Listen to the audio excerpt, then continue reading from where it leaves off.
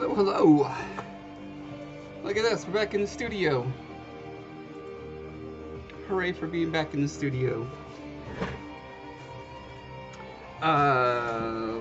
Welcome. So, we got a lot of fun stuff to cover today. I'm really excited about all this little textury things we're doing. One of the things that I've been working on and off over the past little while is coming up with tiling terrain textures and figuring out like the best process for, if not mass producing, then semi-mass producing them. So these are all casts that I did out of these silicone molds that I made. I made the original by casting a whole bunch of little hexes and then hand placing them, breaking them up, etc., etc. Yeah, and so the next thing that I'm trying to tackle, I mean, here's kind of the easier version as well when it comes to terrain tiles. It's just, you know, your classic squares. And I'm doing them in sets of 8 where it goes from, you know, close to pristine to, you know, really banged up and battle scarred.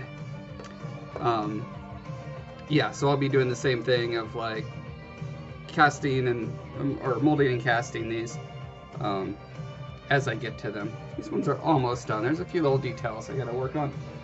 But yeah, the next thing I'm trying to figure out is how to do like really cool just rock faces that can be applied to any number of things, whether it's cliffs or, you know, rocks poking up out of the ground or what have you. And so to that end, there's this, I was trying to figure out what is the best shape that I can tile and that would give me a somewhat organic rock, you know, this particular kind of rock, right? Like, there are lots of different kinds of rocks. I've got so much reference for rocks. And all of these different kinds, like, could use different shapes for stacking or tiling them, right? And maybe I'm starting with the hardest version right now, or maybe not. I don't know. I'm kind of exploring my way. So I was looking at these kind of cracks that develop in sort of angular shapes. This one in particular that's got a triangle, like that's more or less a triangle there. And so I'm experimenting with these. And then more recently, I came across this shape, which apparently was developed by AI. And what's special about it is it can tile infinitely without having the same orientation the whole time. Now, the downside that I realized after I went through the process of getting these laser cut and everything is that in order to do that tiling, you have to flip them backwards or forwards. So I don't know that this is gonna really be the solution for me, but I thought it was interesting enough to keep exploring. It's also kind of breaks my brain a little bit. I don't know if different people would have less problems with this than I do, but it always takes me a while to figure out how to fit these together. So I've been doing some tests with smaller pieces to kind of, as a proof of concept, where I went in and I actually was starting to carve in rock shapes to see, you know, what does this look like when they're all glommed together? Do they look like they're tiling, or do they look artificial? Or do they look like, you know, a castle wall, ashlar stones that have been, you know, mortared together or whatever? And I was happy enough with these little tests that I decided to scale it up to the larger scale. And so today I wanted to show kind of how how I carved it. This is a piece of it. I had to break it off because I'm doing a multi-stage process here. Step 1 is getting the shape. Step 2 is putting it into a medium that I can carve, which is this XPS foam. And then you could leave it like that and like mold and cast that, but I wanted to take it even a step further to see if I can get like the maximum amount of realism.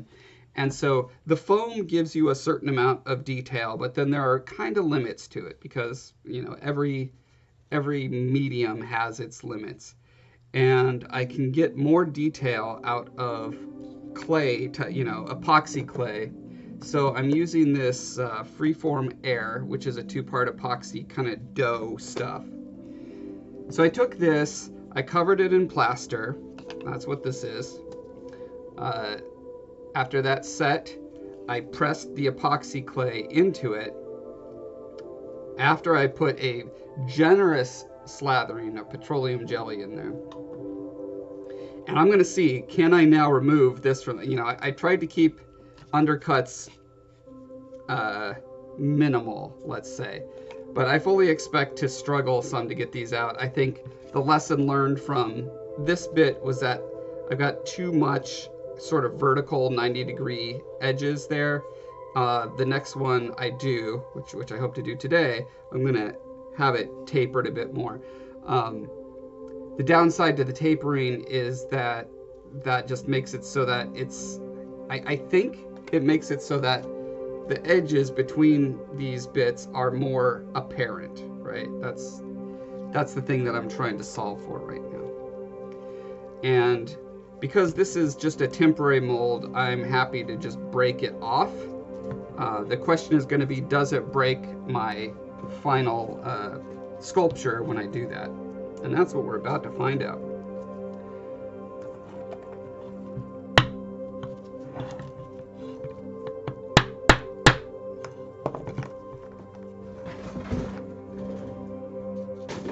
I'm gonna kind of break it out like a fossil, I suppose.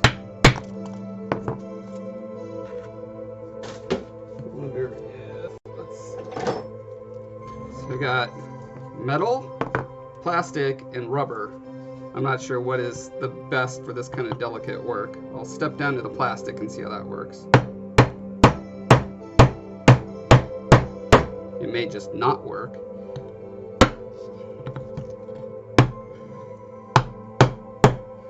Easy enough to get these thin edges off.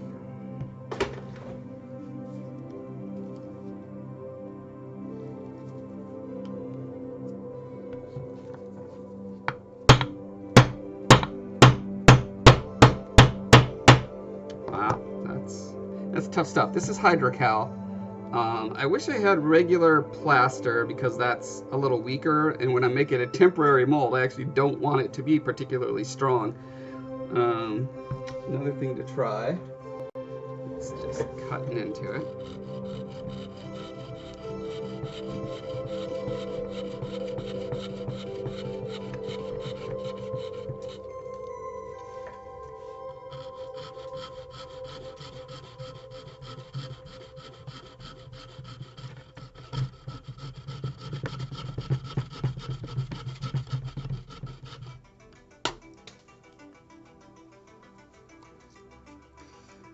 Maybe I don't want to use my fancy Japanese saw for this.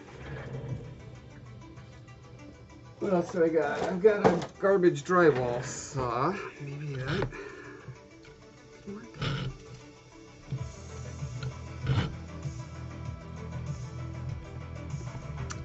Yeah, it gets thicker as it goes out, so it's a little tougher to make good headway with it.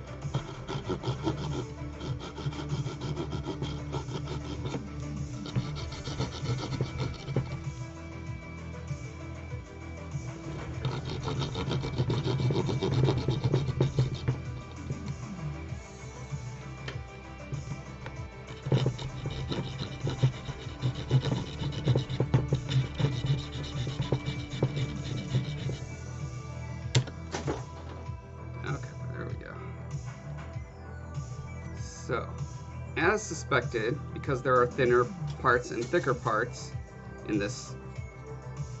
It actually breaks the original.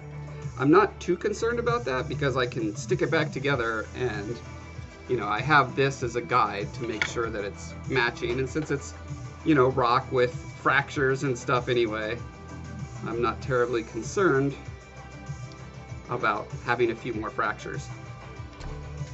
The question really is, how many of these little bits is it going to end up in?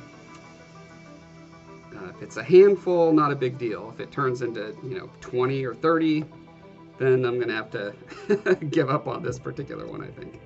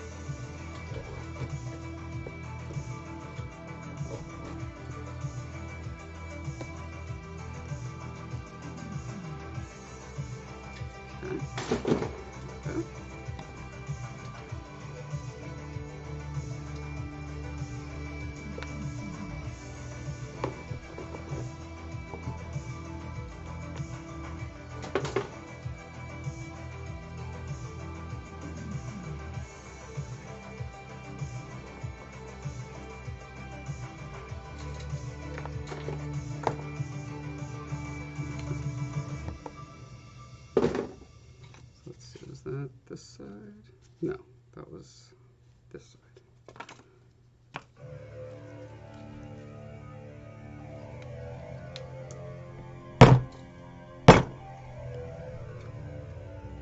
Didn't think that would work, but wouldn't that be cool if it just popped right out when I did that? How cool would that have been? So cool.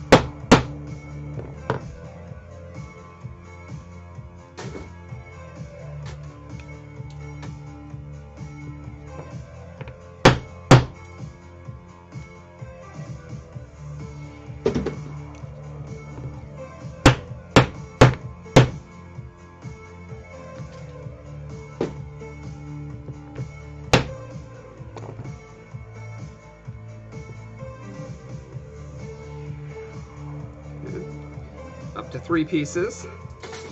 Still manageable.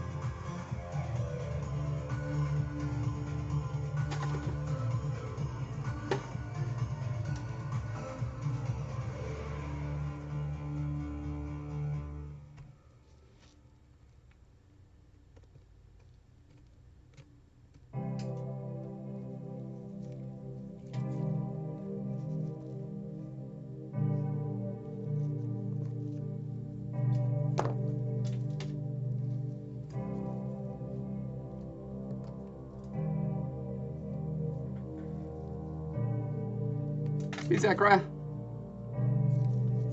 Welcome. Oh, reminds me. Forgot to post to my own Discord that I'm on.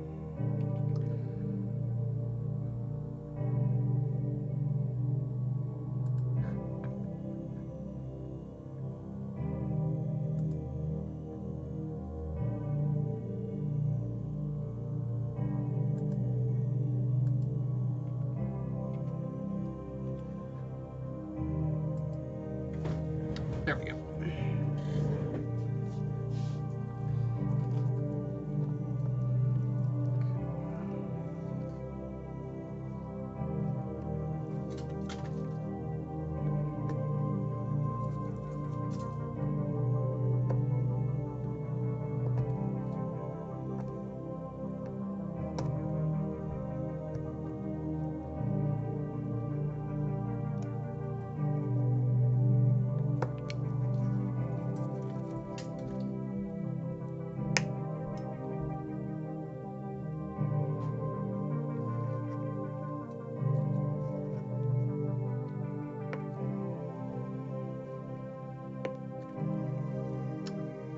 I think this is gonna give me one more break.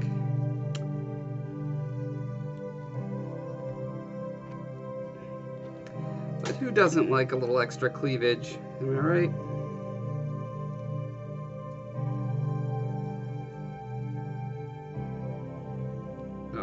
Oh, maybe I'm actually getting this out. Oh, look at that. So nice and clean-ish.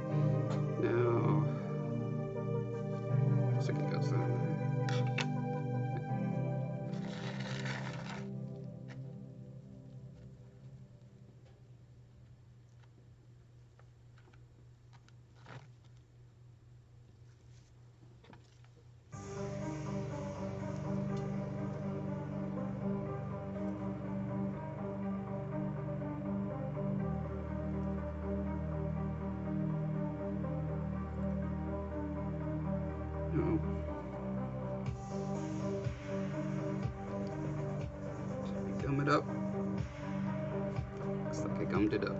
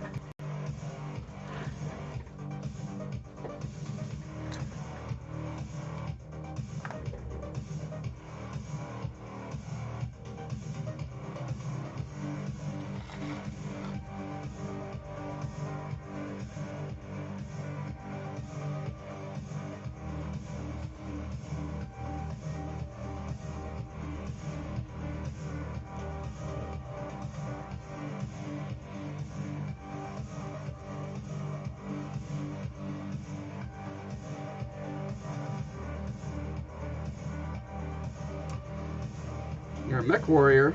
Oh, exciting.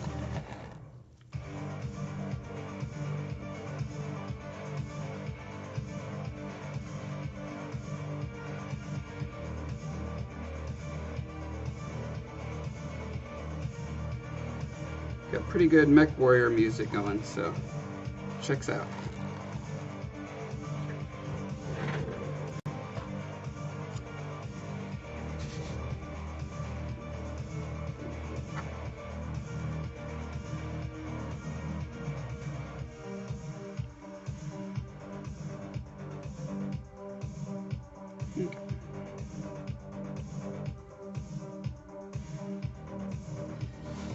So yeah, you can see from the original here, it didn't quite get all the, well, it's hard to say because the color is a little mottled, but it didn't quite capture all the detail of this. However, once I start carving in there, I believe I can get more detail than I could get out of this. We're gonna find out.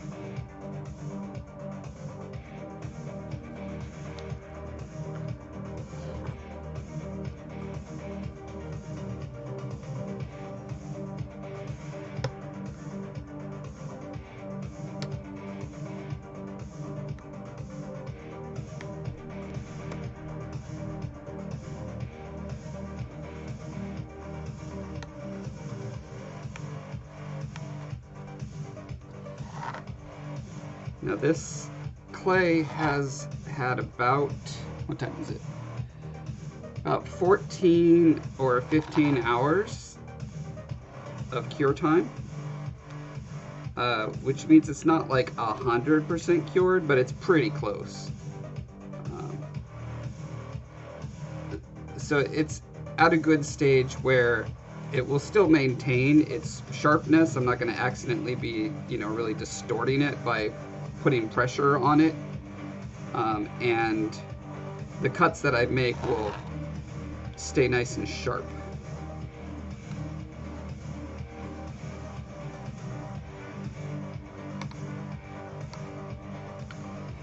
Again, going back to my references here, trying to get a lot of these just little like micro fractures and layers and stuff, as many of those things in there as possible.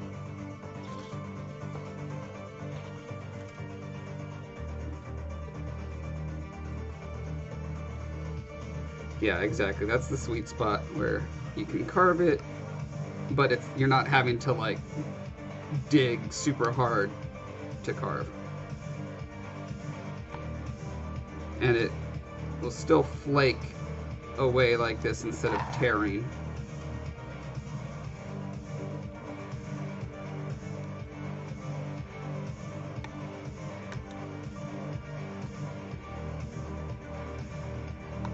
So that's one of the secrets to getting realistic looking rocks, is to you don't want to just draw the lines on. You want to establish where a fracture is and then do like twisting and tearing to pop it out so that the material gives you the natural fracture effect.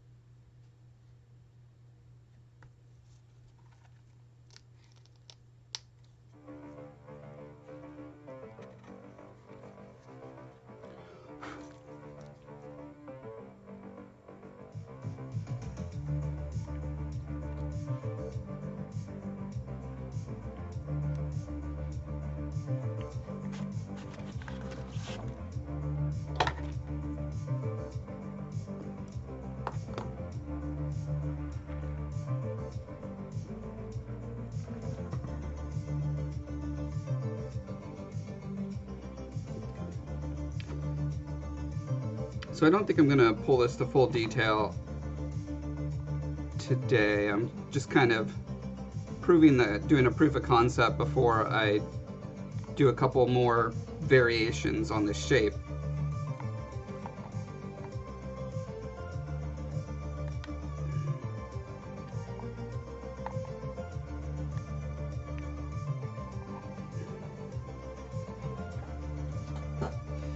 I am using Freeform Air from Smooth On. Comes in 2 parts, and it's nice and light and doughy. It's almost like Play-Doh, except it sets up not quite rock hard, but a nice in-between rock and clay, where it's fairly easy to carve. You don't have to use a ton of pressure, but it is rigid enough to give me the nice flaky rock carving look that I'm going for. I have a YouTube tutorial on it called Epoxy Clay 101, I think that's what it's called, on my Josh Foreman channel.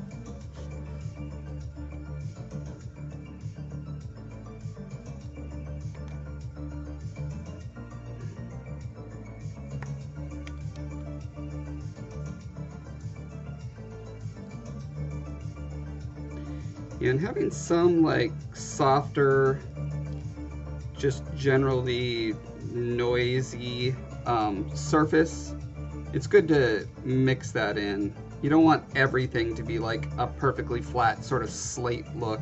Even slate, when you look really closely at it, a lot of the flat seeming faces actually have some sort of noisy texture on it.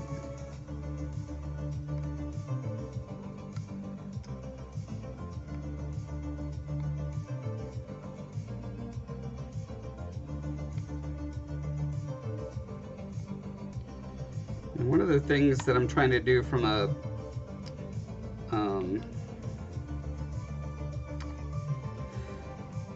what's the word I'm looking for here? A composition. I'll use the word composition. From a compositional perspective, what I'm trying to do is hide the fact that, you know, this shape is existing under it.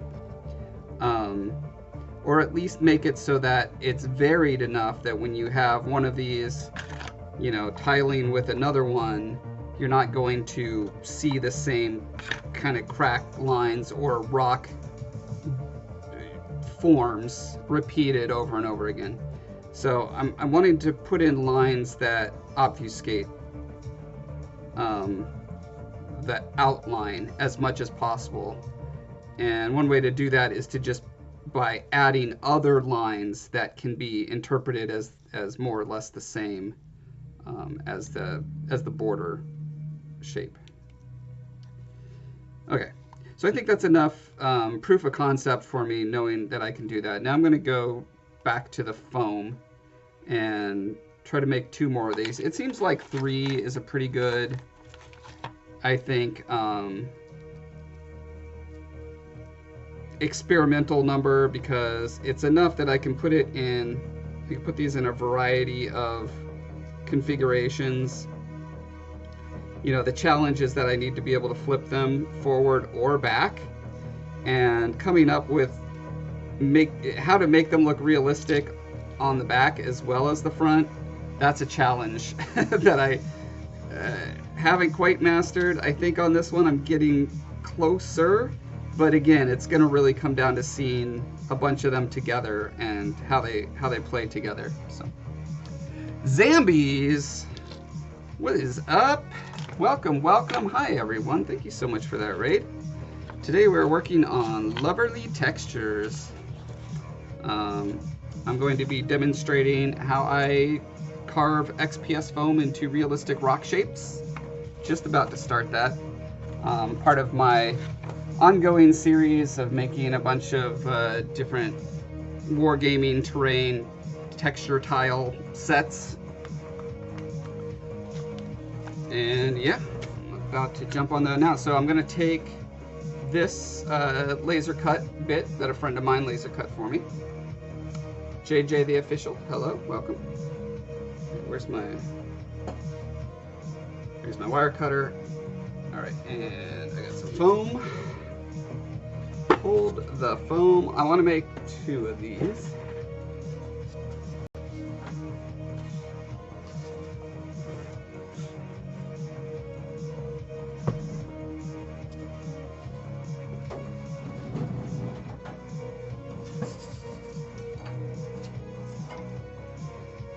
How was your stream, Zambies? What were you working on? What amazing new paint are you doing?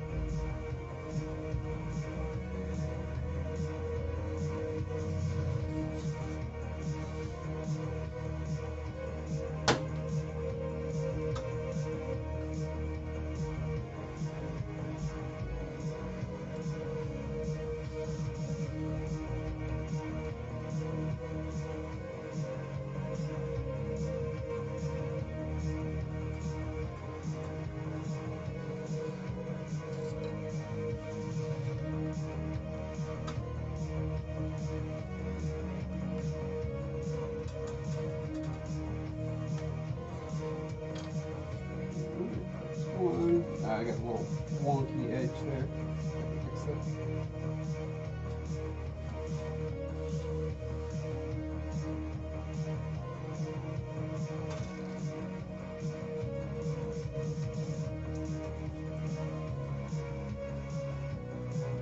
Overgourd.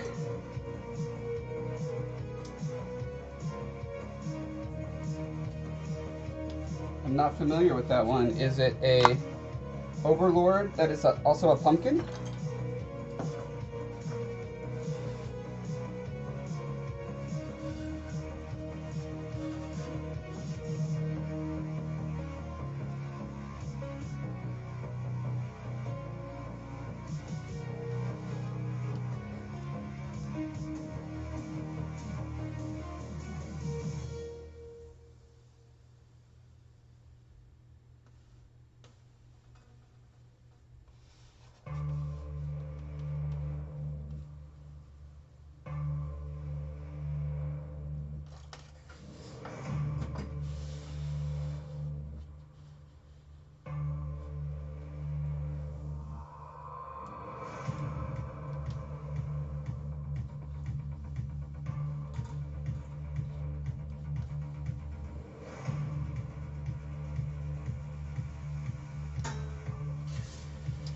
Boing.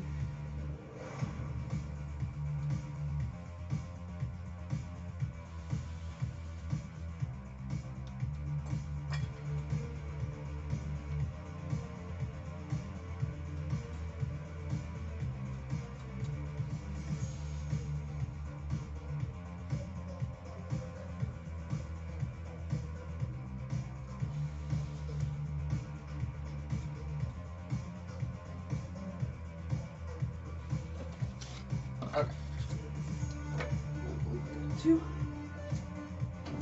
If I'm doing my math right, we now have 2 of these.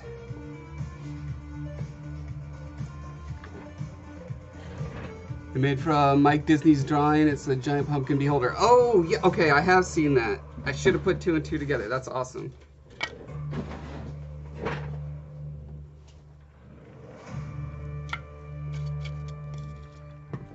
Okay, so how do you get started taking a dumb shape like this and making it look like cool rock surfaces like this?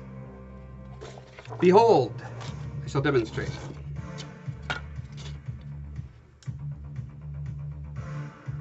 This is the tool I use 90% of the time. I think it's called a knife. Okay, and the thing that I was having trouble with is how straight up and down the sides are on my first test piece. So I'm going to want to, the first thing I'm going to do is establish a more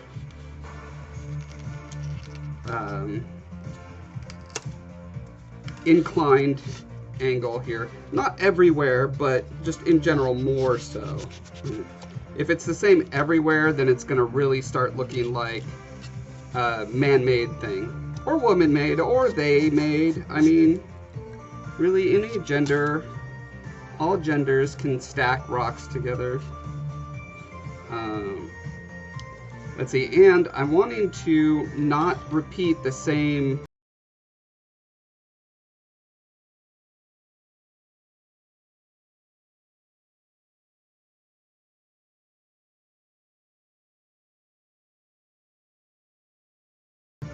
lines that I did on this one. So actually, let me do a little planning first. So this one already has a line going from here to here. And so let's try to find a different configuration for this.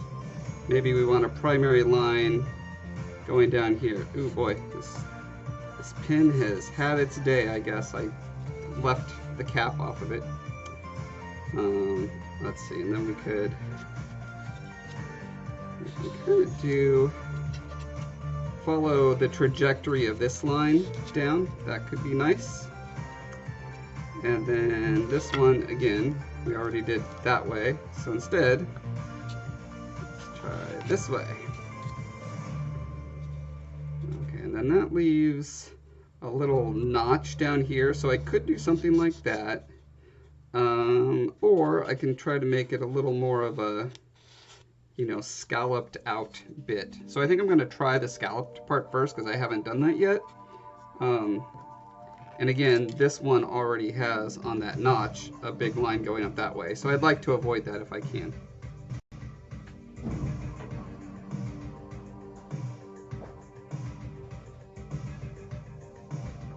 I also have a lot of rubbing alcohol. I don't know if that'll work as well, but let's find out. How do you apply it? What's a good way to apply it? I guess I could put it in like a little cap.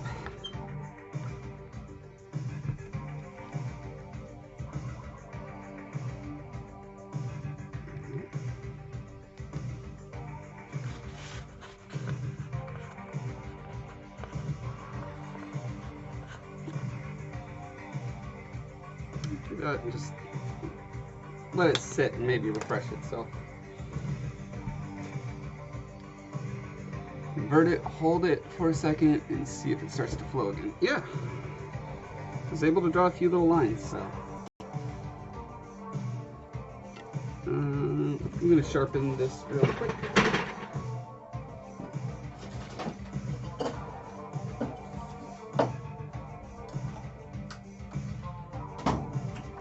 Helps to plug it in.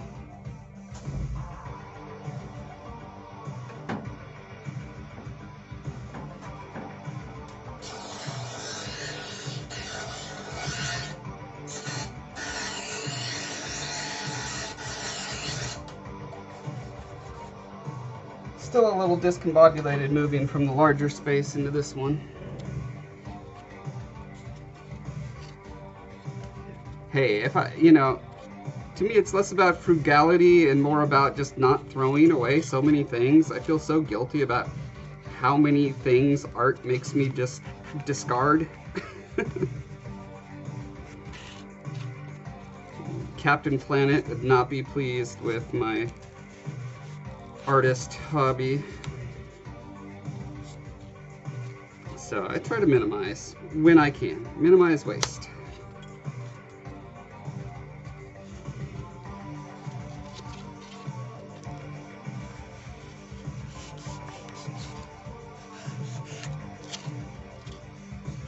So if I want this to feel like one sort of chunk, I need to... Actually, you know what? Since I already cut that part in there, I think that might be a losing battle. So I'm going to go ahead and stick with this piece being its own little blob, which again, it's like this, so I'll have to make sure that it doesn't, you know, this one is like thinner on this side, thicker on this side, so let's just mix that up. Let's do it the opposite. Thin on this side, thicker on this side.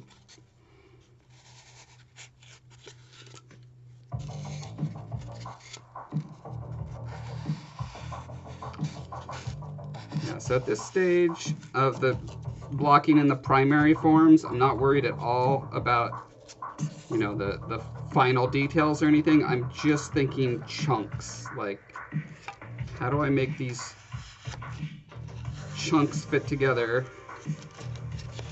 in a way that's going to differentiate it from the other pieces? And another thing I'm thinking of, because I'm trying not to think just two-dimensionally, but also three-dimensionally. So like, where do I want, like on this piece, the thin piece versus the thick piece? You know, they don't all have to be wedges, but the more they are, the more dimensional this is going to end up being. So since I've got a thick piece here, maybe I'll go thin here to thick there. Let's see how that looks.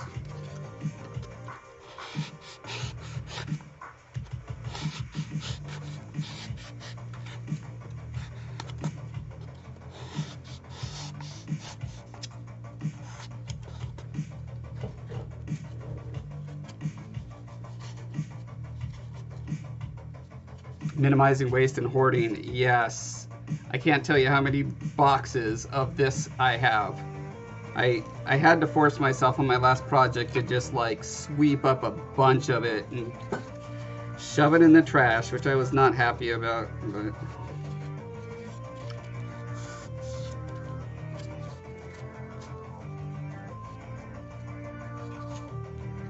Okay, and then, again, to have the maximum sort of high to low, having this part high would mean that this part would be low.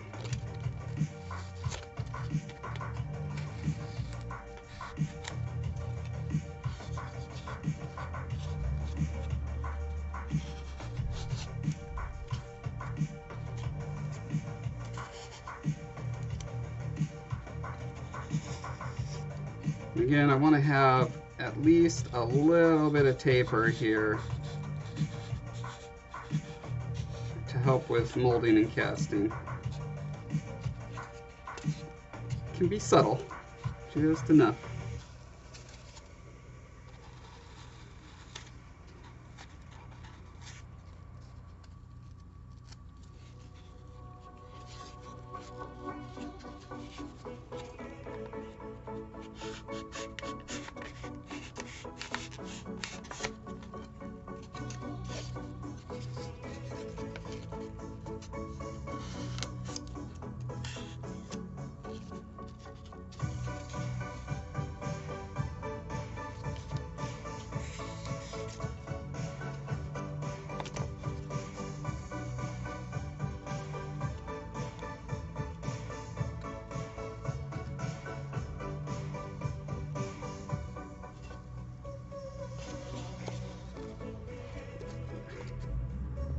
How's this go? I know there's a way to make this. Oh, there we go. Like so. Okay.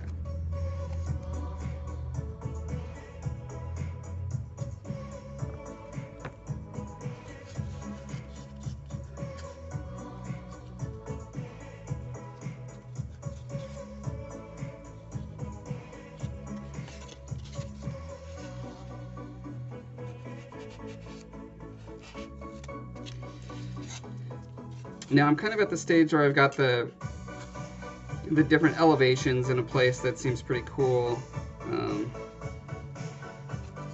I might do this middle part, maybe middle. So this part will stick up higher.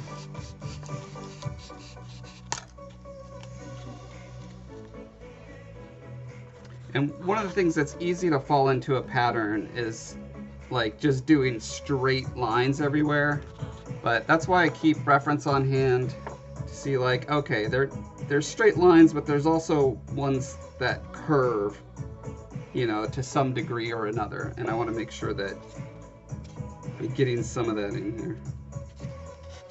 So this might be a good place to pull in a curve.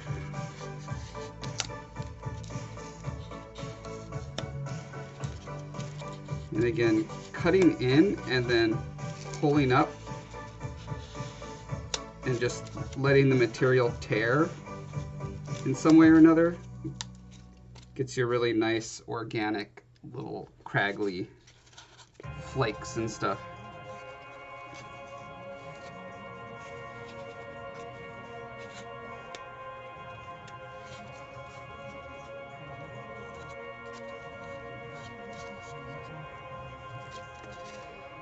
And so since I've got, you know, no matter what, there's going to be a crack there and a crack there, right? That's the foregone conclusion. And the question is, how do you integrate that into the rest? I don't see many references where there's a zigzag line. Like a lot of people, when they're doing their cracks on rocks, they do this like lightning bolt thing, you know, and then it like spreads out like that. And that's not what how any rocks actually fracture that I'm able to see in my reference. This is like really cool fracture reference here. So, you know, you could see some lightning bolt, but it's connected to lots of other lines. I think that's the thing that makes it cartoony, is when it's just like, just those lines in isolation. So yeah, I kind of want to maybe continue this line up like so.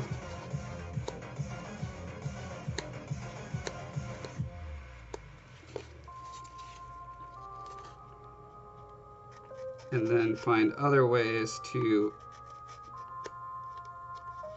not exactly match that angle, but kind of work with it, if that makes sense.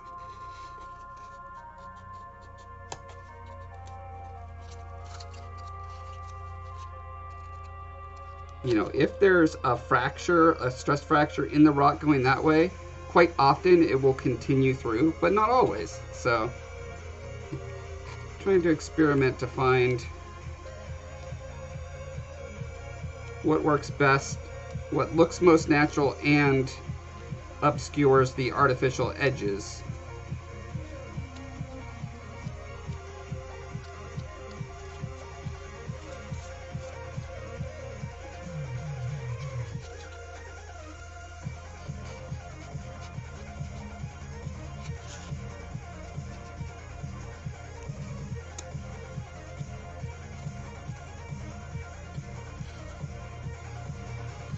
And because I've got one like super flat line that crosses multiple fracture points, I want to try to sort of break that up how I can. So one way to do that, you know, I can't change the bottom line, but everything down to that bottom line I can mess with to kind of hide that fact. So I can go down most of the way like so, pop that out, and see now you've got this little bit of a zigzag to hide that.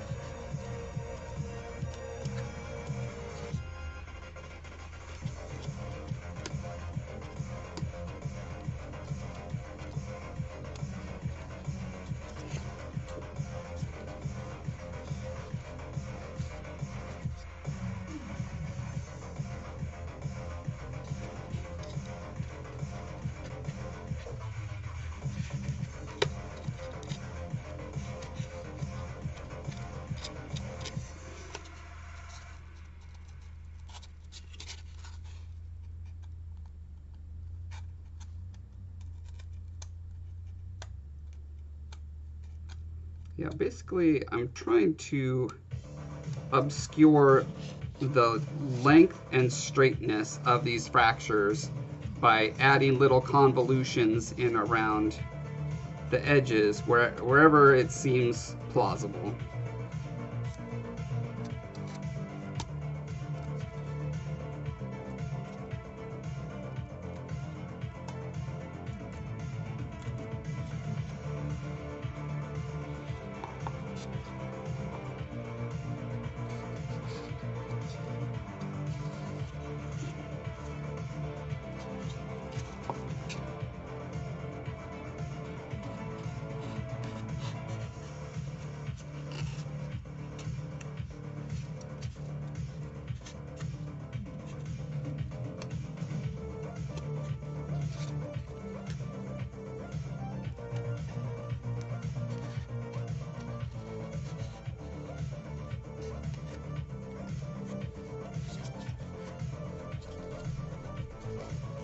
Yeah, so see, because this is a high edge there, I can really mess with the straightness of it up here, and then you'll barely be able to tell that there's a flat line below it. So I want to take full advantage of that. Bring in some. This is probably a good place to do something like what you have up here, where there's all these little jaggy edges coming off of there.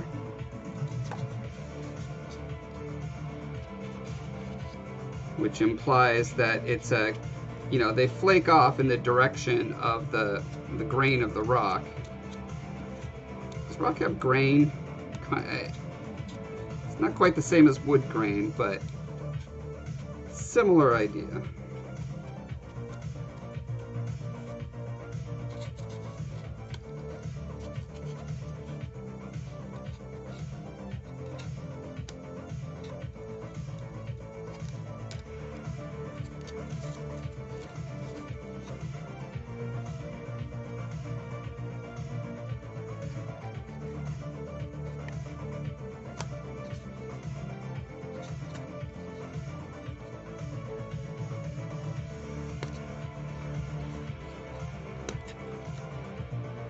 And again, always trying to think three-dimensionally. I don't want to just be drawing lines up here. I'm always looking at it from different angles and saying, okay, what is this face doing? And again, getting your knife like most of the way to the bottom, but not all the way, means that you can then go in and just like pop and flake off these little bits, and you'll get nice little natural flakes.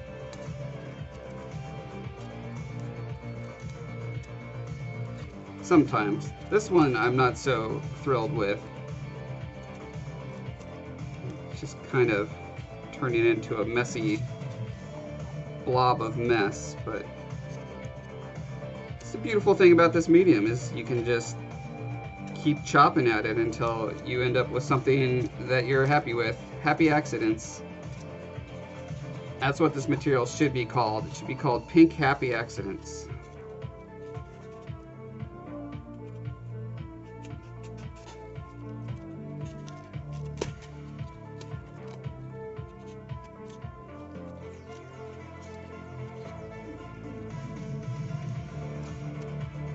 It's even carving that line, that little jagged line in there, does something to further differentiate it from this other piece, right?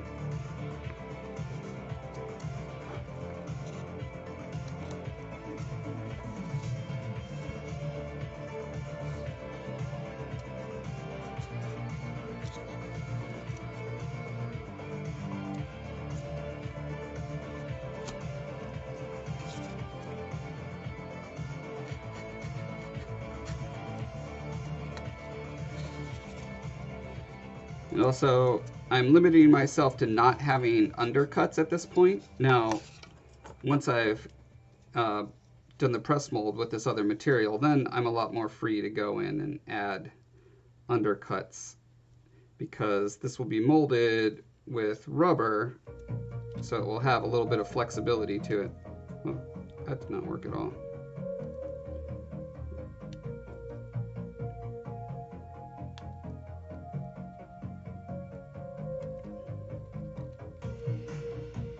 But yeah, it'll be molded into this kind of silicone, nice and flexible, so you can pop almost anything out of there, really.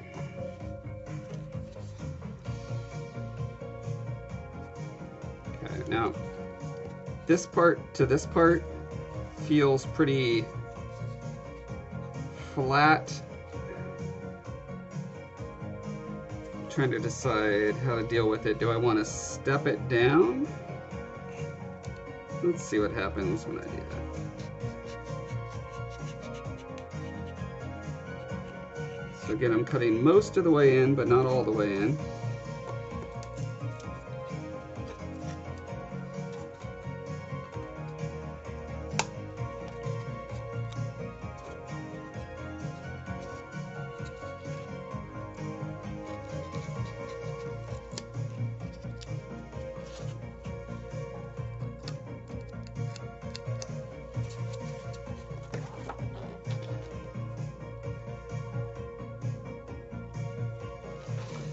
See how this sheet of rock right here is clearly sort of a different layer, and then, you know, it got upthrust and gravity and water, blah blah blah. It's peeling off this part. Like, there used to be a chunk that matched that plane, right? And that eroded down and off. So that's kind of what's going on with this here.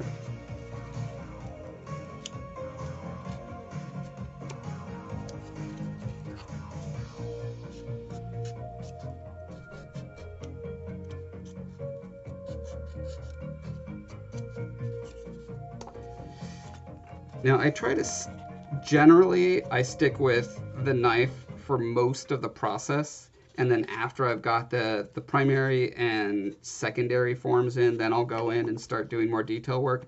But then on the other hand, sometimes going in and pressing in more detail will kind of do a feedback loop to the, so this is like tertiary detail, right? This is where you're adding that surface noise that most rock has, And for the most part, it doesn't impact the rest. But sometimes when I'm at a bit of a loss as to what I should do in a particular area, it's helpful to go in and just do this, because sometimes this will, back to happy accidents, like, it's a randomizer. It adds things in places you wouldn't necessarily expect, or lines that start shooting off in a direction, and you look at it and you say, oh, actually, that works really well. I'm going to continue that line on.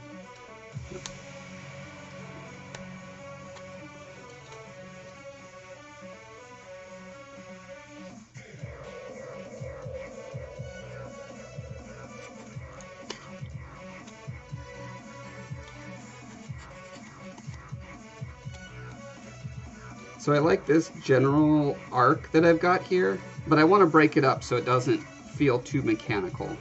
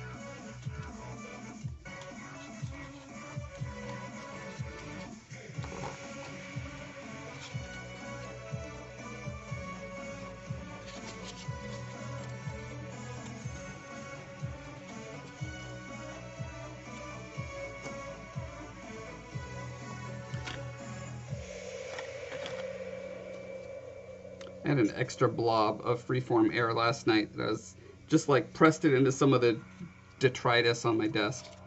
And I was like, yeah, maybe that'll make an interesting texture presser tool.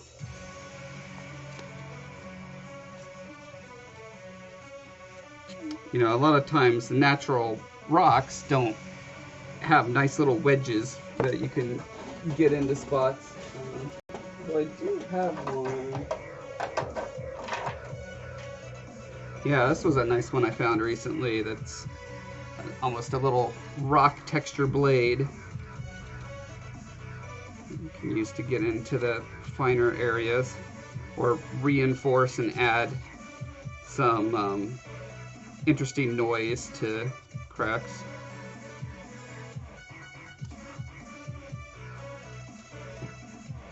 Or just press it flatly against there to get some additional rocky noise.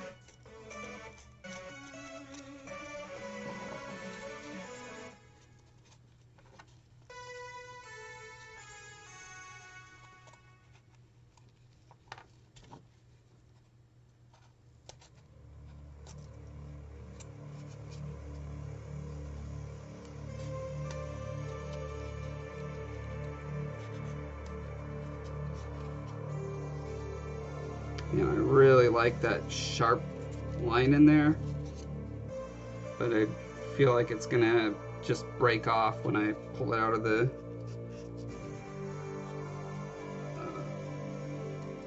plaster mold, so I'm gonna cut back on it, and again, when I'm doing the more detailed pass after it's in this form, I'll go back in and reestablish that as I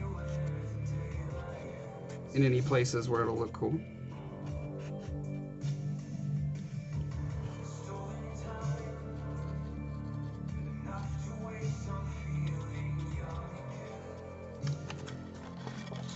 I'm wanting to do some more of this kind of fine little work in here, or at least indicate it.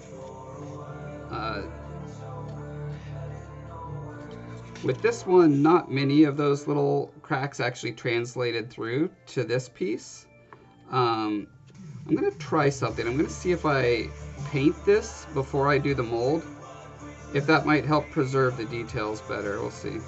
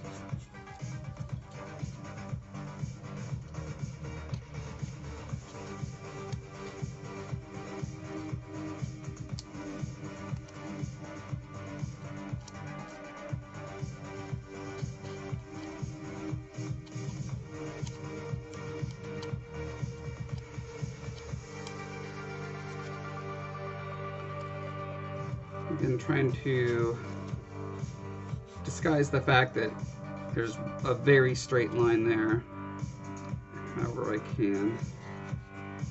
I think the fact that there's this very strong line that goes there and then ends abruptly, and it's kind of along the same line, that would be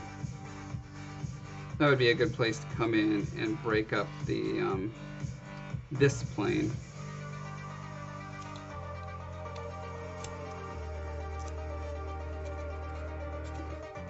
Yeah.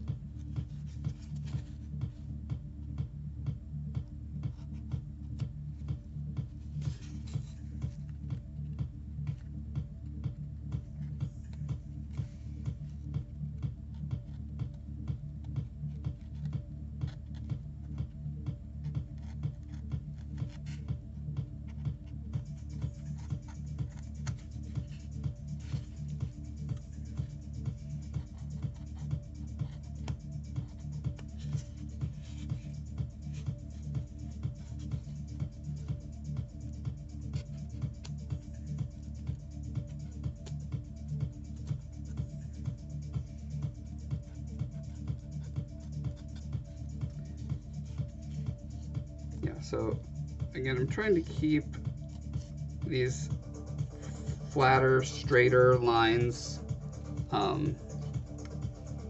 in there so that, again, they're adding more obfuscation to the fact that all the edges are straight lines. If there's lines that are close to straight but not exactly, those can kind of fool your eye into thinking that all the lines, therefore, are not perfectly straight.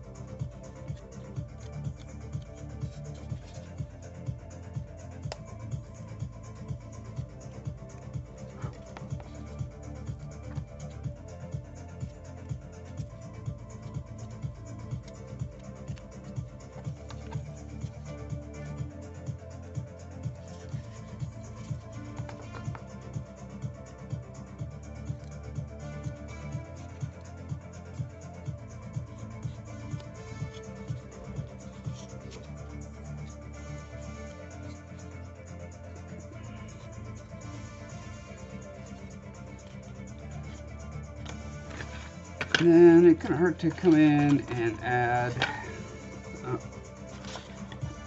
hide my little pokey tool for myself. Little pokey tool. I don't think any of these little divots actually end up coming, well, they didn't end up coming through here, but again, maybe if I like prime this with a harder shell of paint, those will come through better.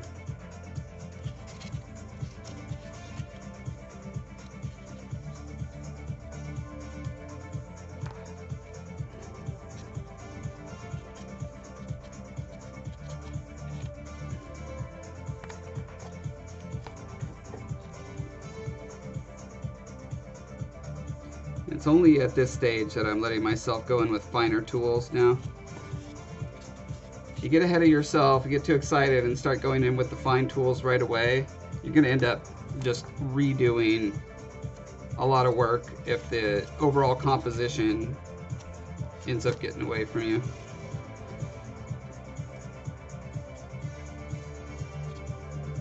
as it does for me quite often.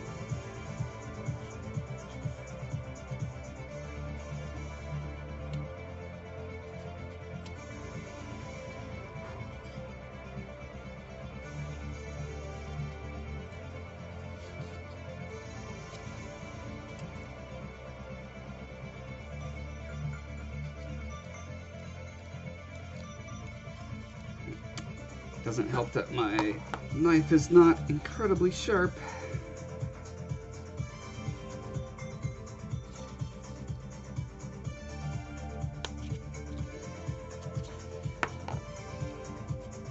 Now, one of the unfortunate things about applying texture with these big rolly guys is that they soften some of the parts that I liked how sharp they were.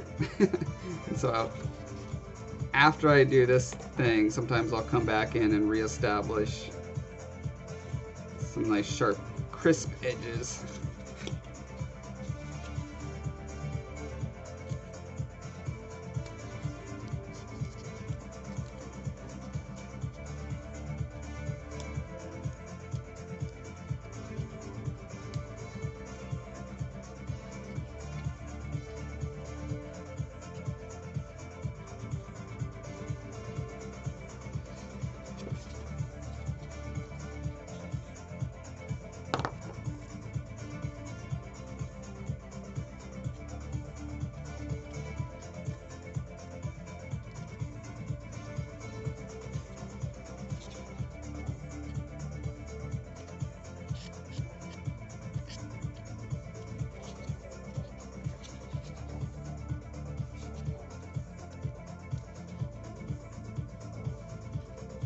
See what happens if I put some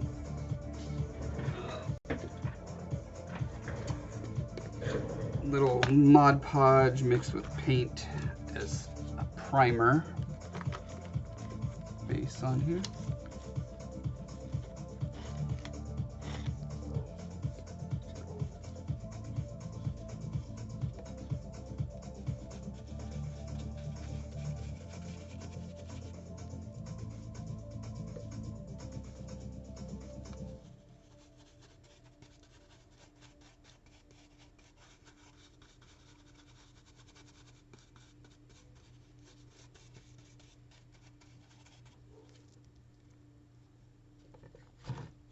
Ding dong diddly, ahoy ahoy. How's your day going?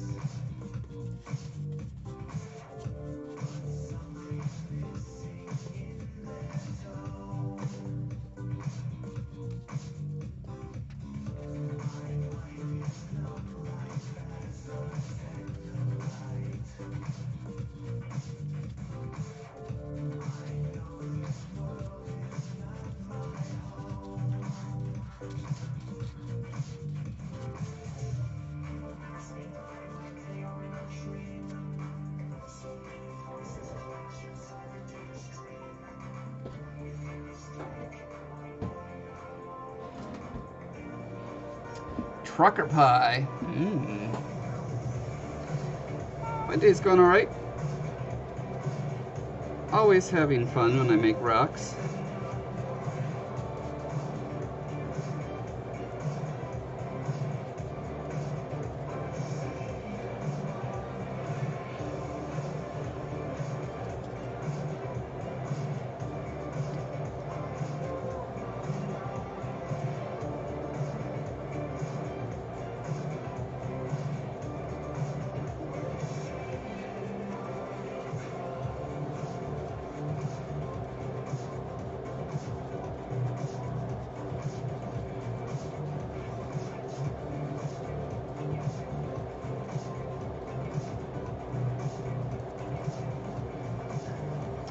I'm trying not to pile this on too thick because I don't want to obscure fun little texture details I got. But on the other hand, I'm not overly concerned about it because I expect a lot of that's going to be lost in the transfer process anyway.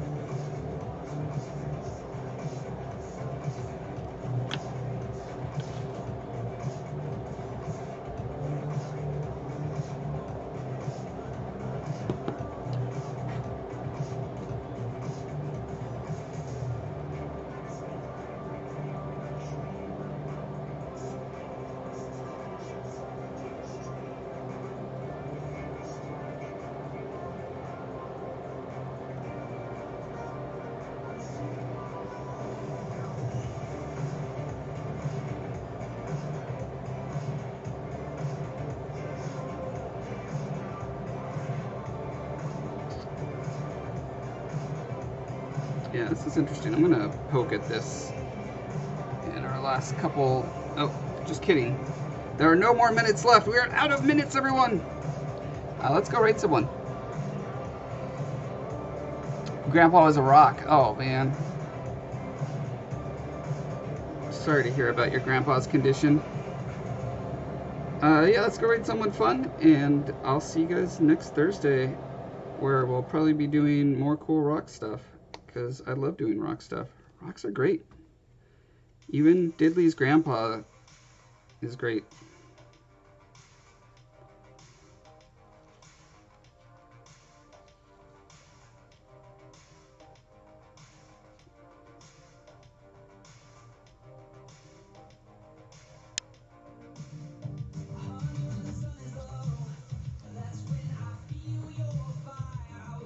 Bye, everyone.